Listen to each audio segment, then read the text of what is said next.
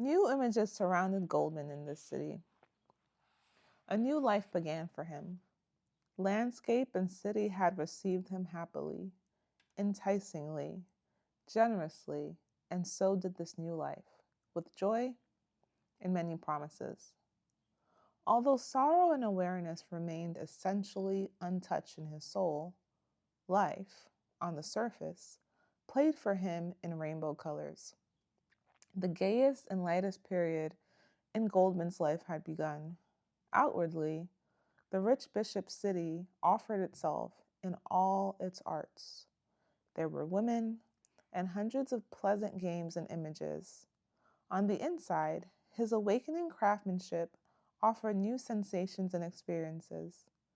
With the master's help, he found lodgings in the house of a gilder at the fish market. And at the master's as well as the gilder's, he learned how to handle wood, plaster, colors, varnish, and gold leaf. Goldmund was not one of those forsaken artists who, though highly gifted, never find the right means of expression. Quite a number of people are able to feel the beauty of the world profoundly and vastly, and to carry high, noble images in their souls, but they are unable to exteriorize these images, to create them for the enjoyment of others, to communicate them. Goldmund did not suffer from this lack. The use of his hands came easily to him. He enjoyed learning the tricks and practices of the craft, and he easily learned to play the lute with companions in the evening, after work, and to dance on Sundays in the village. He learned it easily. It came by itself.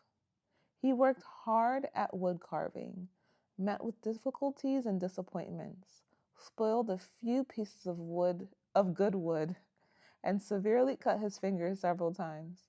But he quickly surmounted the beginnings and acquired skill.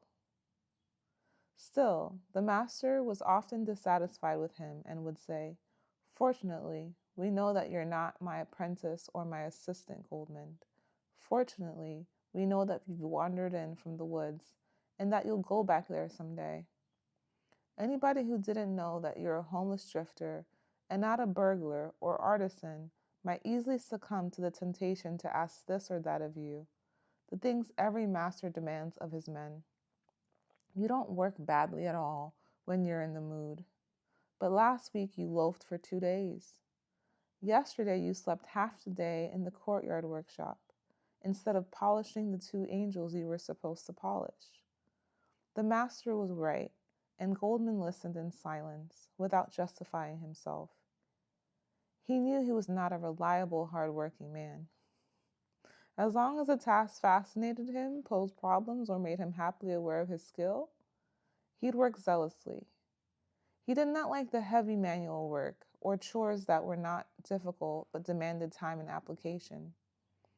Many of the fateful, patient parts of craftsmanship were often completely unbearable to him. It sometimes made him wonder, had those few years of wandering been enough to make him lazy and unreliable? Was his mother's inheritance growing in him and gaining the upper hand, or was something else missing? He thought of his first years in the cloister, when he had been such a good and zealous student. Why had he managed so much patience then? Why did he lack it now? Why had he been able to learn Latin syntax and all those Greek aorist whatever that word, indefatigably? I don't know. Although, at the bottom of his heart, they were quite unimportant to him. Occasionally, he mused about that. Love had steeled his will. Love had given him wings. His life had been a constant courtship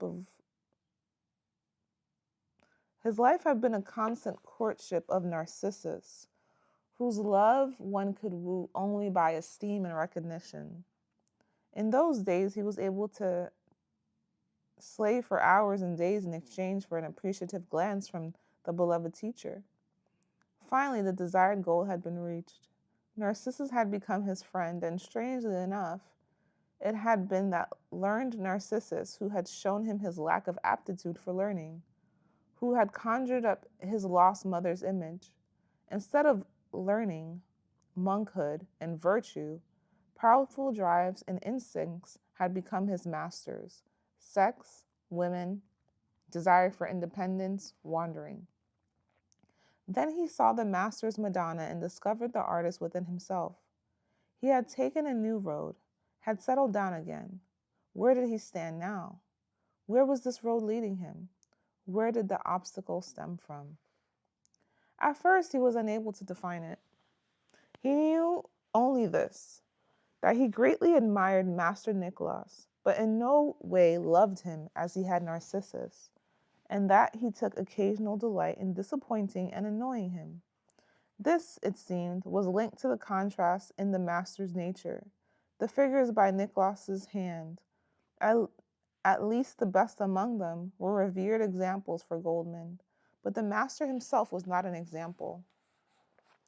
Beside the artist who had carved the Madonna with the saddest, most beautiful mouth, beside the knowing seer whose hands knew magically how to transform deep experience and intuition into tangible forms, there was another Master Nicholas, a somewhat stern and fearful father and guildsman, a widower who had led a quiet, slightly cowering life with his daughter, and an ugly servant of his quiet house, who violently resisted Goldmund's strongest impulses, who had settled into a calm, moderate, orderly, respectable life.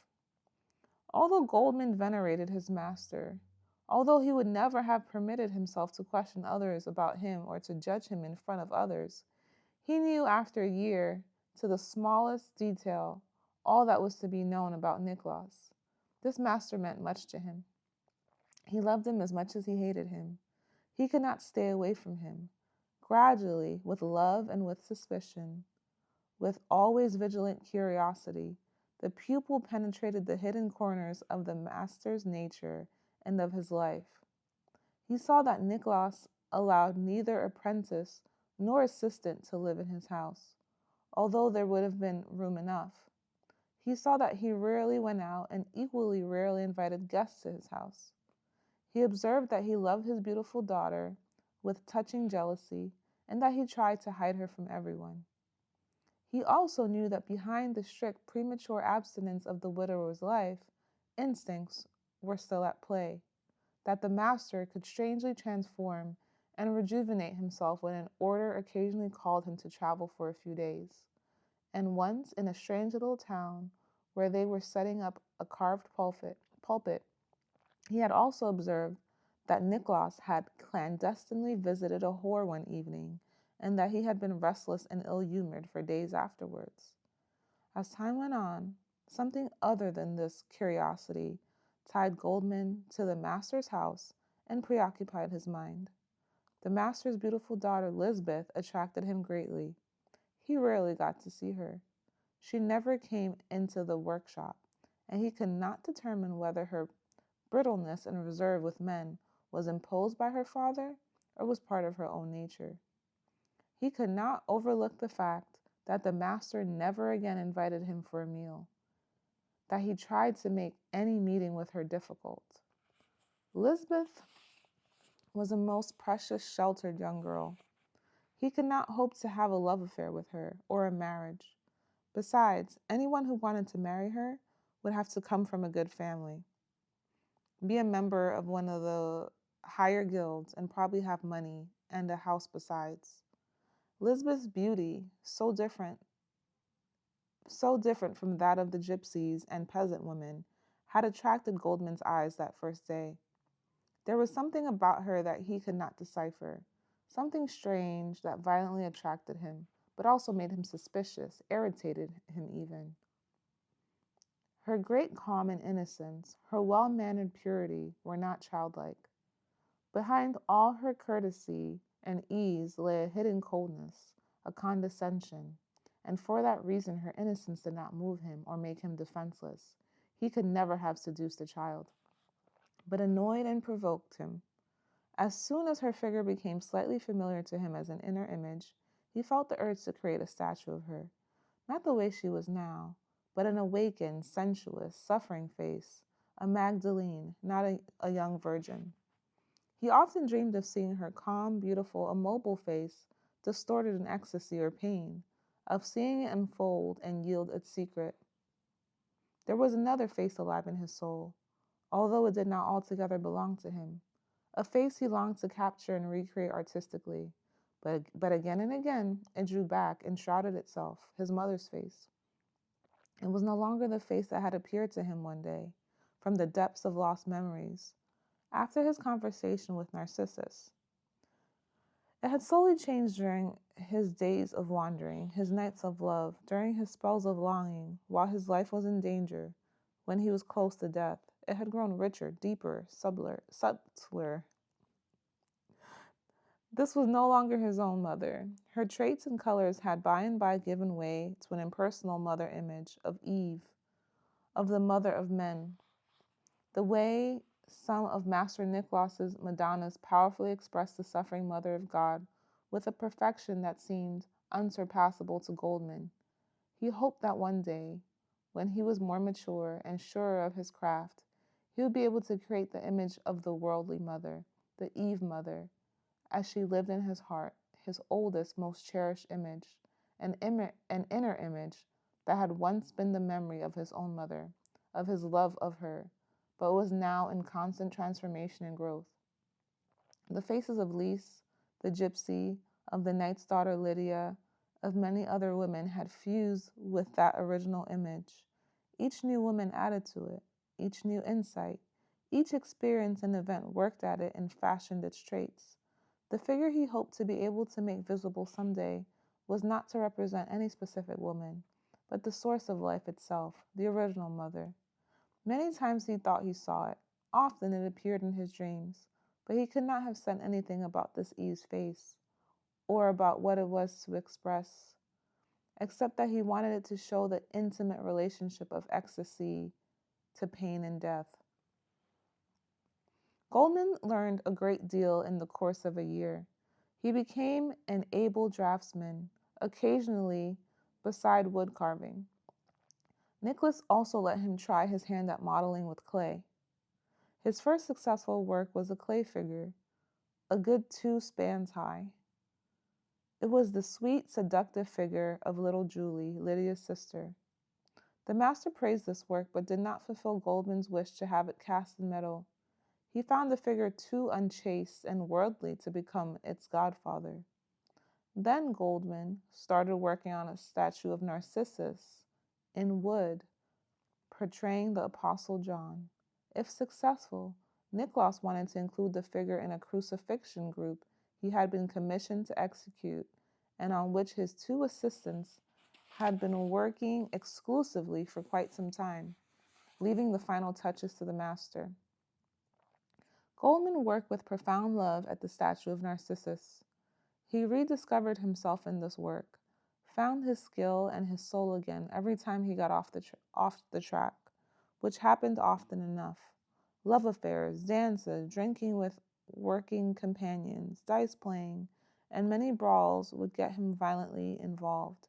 He'd stay away from the workshop for a day or more, or stand distracted and grumpy over his bench. But at his St. John, whose cherished, pensive features came to meet him out of the wood with greater and greater purity, he worked only during hours of readiness, with devotion and humility.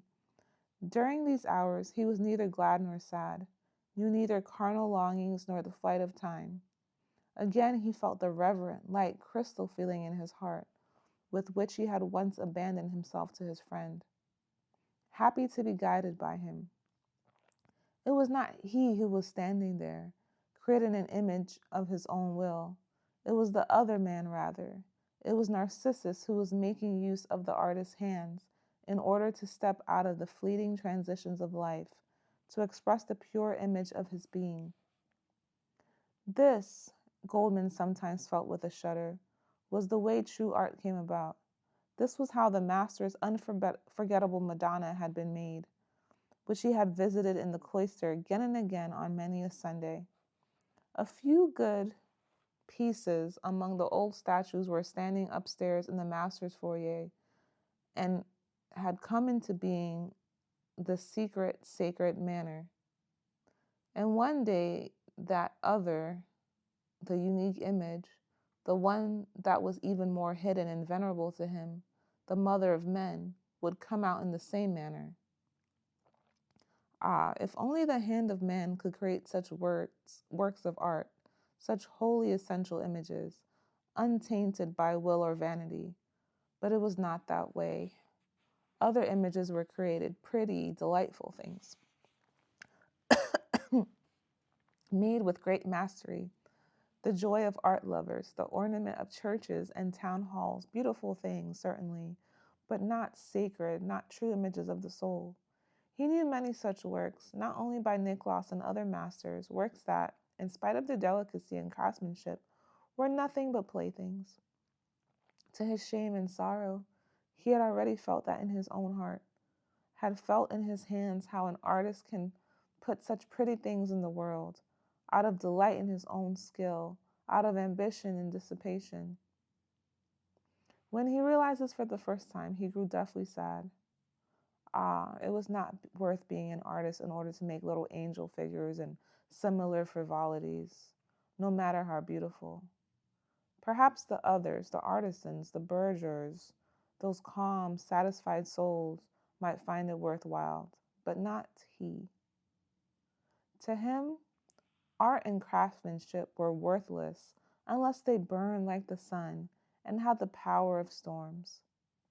He had no use for anything that brought only comfort, pleasantness, only small joys. He was searching for other things. A dainty crown for a Madonna, fashioned like lacework and beautifully gold-leafed, was no task for him, no matter how well paid. Why did Master Nicholas accept all these orders? Why did he have two assistants? Why did he listen for hours to those senators and prelates who ordered a pulpit or a portal from him with their measuring sticks in their hands? He had two reasons, two shabby reasons. He wanted to be a famous artist, flooded with commissions, and he wanted to pile up money, not for any great achievement or pleasure, but for his daughter, who had long since become a rich girl. Money for her dowry, for lace collars and brocade gowns, and a walnut conjugal bed with precious covers and linens, as though the beautiful girl could not come to know love just as well in a hayloft. His mother's blood stirred deeply in Goldmund in the course of such reflections. He felt the pride and disdain of the homeless for the settled, for the proprietors. At times, craft and master were so repulsive to him that he often came close to running away. More than once, the master angrily regretted having taken on this difficult, unreliable fellow, who often tried his patience to the utmost. The things he learned about Goldmund's life, about his indifference to money and ownership, his desire to squander, his many love affairs, his frequent brawls, did not make him more sympathetic. He had taken a gypsy into his house, a stranger. Nor had it escaped him with what eyes this vagrant looked at his daughter Lisbeth. If he, nevertheless, forced himself to be patient, it was not out of a sense of duty or out of fear, but because of the St. John statue, which he watched come into being, with the feeling of love and kinship of the soul that he did not quite admit to himself. The master watched this gypsy, who had run to him out of the forest, shape his wooden disciple after the moving, beautiful, yet clumsy drawing that had made him keep Goldmund at the time. He saw how slowly and capriciously, but tenaciously, unerringly, Goldmund fashioned the wooden statue of the disciple. The master did not doubt that it would be finished some day, in spite of all Goldmund's moods and interruptions, that it would be a work, the like of which not one of his assistants was able to make, a work that even great masters did not often accomplish. In spite of the many things the masters disliked in his pupil, Of the many scoldings he gave him, of his frequent fits of rage, he never said a word about the St. John. During these years, Goldmund had gradually lost the rest of the adolescent grace and boyishness that had pleased so many. He had become a beautiful, strong man, much desired by women, little popular with men.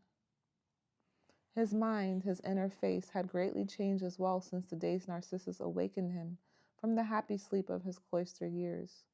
World and wandering had molded him. From the pretty, gentle, pious, willing cloister student whom everybody liked, another being had emerged. Narcissus had awakened him. Women had made him aware. The wandering had brushed the down from him. He had no friends. His heart belonged to women. They could win him easily. One longing look was enough. He found it hard to resist a woman and responded to the slightest hint. In spite of his strong sense of beauty, of his preference for the very young in the bloom of spring, he let himself be moved and seduced by women of little beauty who were no longer young. On the dance floor, he'd sometimes end up with a discouraged elderly girl whom no one wanted, who'd win him with the pity he felt for her, and not pity alone, but also a constantly vigilant curiosity. As soon as he gave himself to a woman, whether it lasted weeks or just hours, she became beautiful to him, and he gave himself completely. Experience taught him that every woman was beautiful and able to bring joy, that a mousy creature whom men ignored was capable of extraordinary fire and devotion, that the wilted had a more maternal, morningly sweet tenderness, that each woman had her secrets and her charms, and to unlock these made him happy. In that respect, all women were alike. Lack of youth or beauty was always balanced by some special gesture, but not every woman could hold him equally long. He was just as loving and grateful toward the ugly as toward the youngest and prettiest. He never loved halfway. But some women tied him to them more strongly after 3 or 10 nights of love. Others were exhausted after the first time and forgotten. Love and ecstasy to him were the only true love and ecstasy to him, the only truly warming things that gave life its value. Ambition was unknown to him. He did not distinguish between bishop and beggar. Acquisition and ownership had no hold over him. He felt content for them. Never would he have made the smallest sacrifice for them. He was earning ample money and thought nothing of it. Women, the game of the sexes, came first on his list, and his frequent accesses of melancholy and disgust grew out of the knowledge that desire was a transitory, fleeting experience. The rapid soaring, blissful burning of desire, its brief longing flame, its rapid extinction. This seemed to him to contain the kernel of all experience, became to him the image of all the joys and sufferings of life. He could give in to this melancholy and shudder at all things transitory with the same abandonment which with he gave in to love. This melancholy was also a form of love, of desire, as ecstasy at its peak of blissful tension is certain that it must vanish and die with the next breath. His innocent loneliness and abandonment to melancholy was certain that it would suddenly be swallowed by desire. Then it would suddenly be swallowed. What? Okay, I gotta read that one. As ecstasy, at the peak of blissful tension, is certain that it must vanish and die with the next breath, his innermost loneliness and abandonment to melancholy was certain that would suddenly be swallowed by desire, by new abandonment to the light side of life. Death and ecstasy were one. The mother of life could be called love or desire. She could also be called death, grave, or decay. Eve was the mother. She was the source of bliss as well as of death. Eternally she gave birth, and externally she killed. Her love was fused with cruelty. The longer he carried her image within him, the more it became a parable and a sacred symbol to him. Not with words and consciousness, but with a deeper knowledge of his blood. He knew that his road led to his mother, to desire, to death. The father's side of life, mind, and will were not his home. Narcissus was at home there, and only now Goldmund felt penetrated by his friend's words and understood them fully, saw in him his counterpart. And this he also expressed in the statue of St. John and made it visible. He could long for Narcissus to the point of tears. He could dream of him wonderfully, but he could not reach him. He could not become like him. Secretly, Goldmund also sensed what being an artist meant to him, how his intense love of art could also occasionally turn to hatred. He could, not with thoughts but with emotions, make many different distinctions. Art was a union of the father and mother worlds, of mind and blood. It might start in utter sensuality and lead to total abstraction. Then again, it might originate in pure concept and end in bleeding faith. Any work of art that was truly sublime, not just a good juggler's trick, that was filled with the eternal secret, like the master's Madonna. Every obviously genuine work of art had this dangerous, smiling double face, was male-female, a merging of instinct and pure spirituality. One day, his Eve mother would bear this double face more than any other statue if he succeeded in making her. In art, in being an artist, Goldmund saw the possibility of reconciling his deepest contradictions, or at least of expressing newly and magnificently the split in his nature. But art was not just a gift. It could not be had for nothing. It cost a great deal. It demanded sacrifices. For over 3 years, Goldmund sacrificed his most essential need, the thing he needed most next to desire and love, his freedom.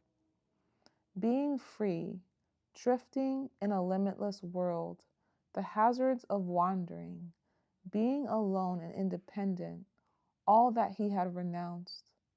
Others might judge him fickle, insubordinate, and overly independent when he neglected workshop and work during an occasional furious fling. To him, this life was slavery. Often it embittered him and seemed unbearable. Neither the master nor his future nor need demanded his obedience. It was art itself. Art, such a spiritual goddess in appearance, required so many petty things. One needed a roof over one's head and tools, wood, clay, colors, gold, effort, and patience. He had sacrificed the wild freedom of the woods to this goddess, the intoxication of the wide world, the harsh joys of danger, the pride of misery, and this sacrifice to be made again and again, chokingly with clenched teeth. Part of this sacrifice was recoverable. A few of his love adventures, his fights with rivals constituted a small revenge against the slave-like sedentary order of his present life. All his imprisoned wildness, all of the caged-in strength of his nature seemed out of this escape valve. He became a known and feared rowdy. A sudden attack in a dark street on his way to see a girl or on the way home from a dance, a couple of blows from a stick, throwing himself around with lightning swiftness to pass from defense to attack, to press the panting enemy to him, to land a fist under the enemy's chin, or drag him by the hair, or throttle him mightily. All these things tasted good to Goldmund and cured his dark moods for a while. And the women liked it too. All this gave him plenty to do, and it all made sense as long as he was working on his St. John. It took a long time. The last delicate shapings of face and hands were done in solemn, patient concentration. He finished the statue in a small wooden shed behind the assistant's workshop. Then the hour of morning came when the work was finished. Goldmund fetched a broom, swept the shed meticulously clean, gently brushed the last sawdust from Saint's hair, and stood in front of his statue for a long time, an hour or longer, filled with the solemn feeling of a rare and great experience which he might perhaps know one more time in the course of his life, or which might remain unique. A man on the day of his wedding, or on the day he is knighted, a woman after the birth of her first child might feel such emotions in the heart, a deep reverence, a great earnestness, and at the same time a secret fear of the moment when this high, unique experience would be over, classified, swallowed by the routine of the days. He saw his friend Narcissus, the guide of his adolescent years, clad in the robe and role of the beautiful, favorite disciple, stand listening with his lifted face and an expression of stillness, devotion, and reverence that was like the budding of a smile. Suffering and death were not unknown to this beautiful, pious, spiritualized face, to the slender figure that seemed to be floating, to these graceful, piously raised long hands, although they were filled with youth and inner music. But despair was unknown to them, and disorder and rebellion. The soul of those noble traits might be gay or sad, but its pitch was pure. It suffered no discordant note. Goldmund stood and contemplated his work. His contemplation began as a meditation in front of the monument to his youth and friendship, but it ended in a tempest of sorrow and heavy thoughts. There his work was. The beautiful disciple would remain. His delicate flowering would never end.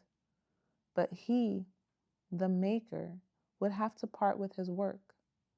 Tomorrow it would no longer be his, would no longer be waiting for his hands, would grow and unfold under them no longer, was no longer a refuge to him, a consolation, a purpose in his life. He remained behind, empty, and therefore it seemed to him that it would be best to say farewell today, not only to his St. John, but also to the Master, to the city, to the art. There was nothing here for him to do anymore. No images filled his soul that he might have carved. The longed-for image of images, the figure of the mother of men, was not yet accessible to him, would not be accessible for a long time. Should he go back to polishing little angel fingers now and carving ornaments? He tore himself away and walked over to the master's workshop. Softly he entered and stood at the door until Nicholas noticed him and called out to him. "What is it, Goldmund?" "My statue is finished. Perhaps you'll come and take a look at it before I go up to eat." "Gladly, I'll come right now." Together they walked over, leaving the door open for more light. Nicholas had not seen the figure for a while. He had left Goldmund undisturbed at his work. Now he examined it with silent attention. His closed face grew beautiful and light. Goldmund saw his stern eyes grow happy. "It is good," the master said. "It is very good. It is your assistant's piece, Goldmund. Now you have finished learning. I'll show your figure to the men at the guild and demand that they make you a master for it. You deserve it." Goldmund did not value the guild very highly, but he knew how much appreciation the master's words meant, and he was glad. While Nicholas walked slowly around the corner of St. John, he said with a sigh, "This figure is full of piety and light. It is grave, but filled with joy and peace. One might think that the man who made this had nothing but light and joy in his heart." Goldmund smiled. "You know that I did not portray myself in this figure, but my dearest friend. It is he who brought light and peace to the picture, not I. It was not really I who made the statue. He gave it into my soul." "That might be so," said Nicholas. It is a secret how such a work comes into being. I am not particularly humble, but I must say, I have made many works that fall far behind yours, not in craft and care, but in truth. No, you probably know yourself that such a work cannot be repeated. It is a secret. Yes, Goldmund said. When the figure was finished, I looked at it and I thought, you can't make that again. And therefore I think, Master, that I'll soon go back to wandering. Astonished and annoyed, Nicholas looked at him. His eyes had grown stern again. We'll speak about that. For you, work should really begin now. This is not the moment to run away, but take this day off, and at noon you'll be my guest. At noon, Goldmund appeared washed and combed in his Sunday clothes. This time he knew how much it meant and what a rare honor it was to be invited to the master's table. As he climbed the stairs to the foyer that was crowded with statues, his heart was far from being filled with the reverence and anxious joy of the other time. That first time when he had stepped into these beautiful, quiet rooms with a pounding heart. Lisbeth, too, was dressed up and wore a chain of stones around her neck. And besides carp and wine, there was another surprise for dinner. The master gave Goldmund a leather purse containing 2 gold pieces, his salary for this finished statue. This time he did not sit in silence while father and daughter talked. Both spoke to him. They drank toasts. Goldmund's eyes were busy. He used this opportunity to study carefully the beautiful girl with a distinguished, slightly contemptuous face, and his eyes did not conceal how much she pleased him. She treated him courteously, but he felt disappointed that she did not blush or grow animated. Again, he wished fervently to make this beautiful, immobile face speak, to force it to surrender its secret. After the meal, he thanked them, lingering a while before the statues in the foyer. During the afternoon, he strolled through the city, an aimless idler. He had been greatly honored by the master, beyond all expectation. Why did it not make him happy? Why did all this honor have such an unfestive taste? Heeding a whim, he rented a horse and rode out to the cloister where he had first seen work by the master and heard his name. That had been a few years ago. It seemed unthinkably longer. He visited the Madonna in the cloister church, and again the statue delighted and conquered him. It was more beautiful than his St. John. It was similar in depth and mystery, and superior in craft, in free, gravityless floating. Now he saw details in the work that only an artist sees, soft, delicate movements in the gown, audacities in the formation of the long hands and fingers, sensitive utilization of the grain of the wood. All these beauties were nothing compared to the whole, to the simplicity and depth of the vision, but they were there nevertheless, beauties of which only the blessed were capable, those who knew their craft completely. In order to be able to create a work like this, one had not only to carry images in one's soul, one also had to have inexpressibly trained, practiced eyes and hands. Perhaps it was after all worthwhile to place one's entire life at the service of art, at the expense of freedom and broad experience, if only in order to be able once to make something this beautiful, something that had not only been experienced and envisioned and received in love, but also executed to the last detail with absolute mastery? It was an important question. Late at night, Goldmund returned to the city on a tired horse. A tavern stood open. There he took bread and wine. Then he climbed up to his room at the fish market, not at peace with himself, full of questions, full of doubts.